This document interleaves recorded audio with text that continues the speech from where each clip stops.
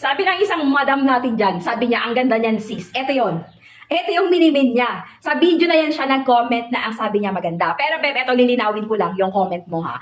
Madam sir, ito ha, yung ating relo na to ay hindi lang pang maganda. Pwede din tong panlalaki. Unisex yung product natin at saka marami po itong kulay na pagpipilian. Assorted color po sila. Hindi lang siya basta-basta maganda tingnan. Quality tingnan mga beb ko. Beb, eto ha, quality talaga siya once na ginamit.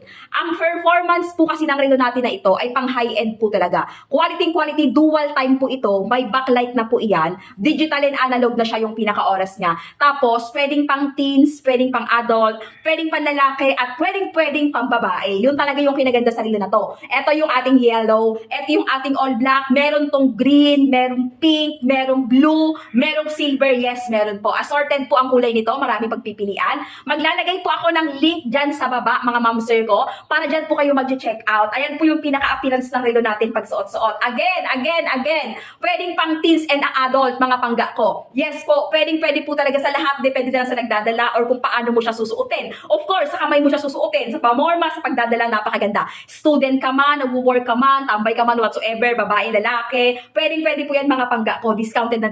Napakaganda po ng appearance ng relo natin. Dual time na, pag madilim may kwenta, kitang-kita mo kasi may backlight yan. Okay? Waterproof din ho. Pwede mo siyang swimming, iligo, ihugas, ilaba, pwede mo siya idagat, pwede. Matibay na matibay po ang glass natin, hindi po yung basta-basta nababasag. At ang ating strap ay silicone original, pang malupitan mo talaga ang pinaka-strap natin. Napaka-high-end ng relo. Maglalagay po ako ng link, ma'am sir. Maglalagay ako ng link para dyan ka lang sa link natin mag-check out. Huwag ka na kung saan-saan pa, baka maligaw ka.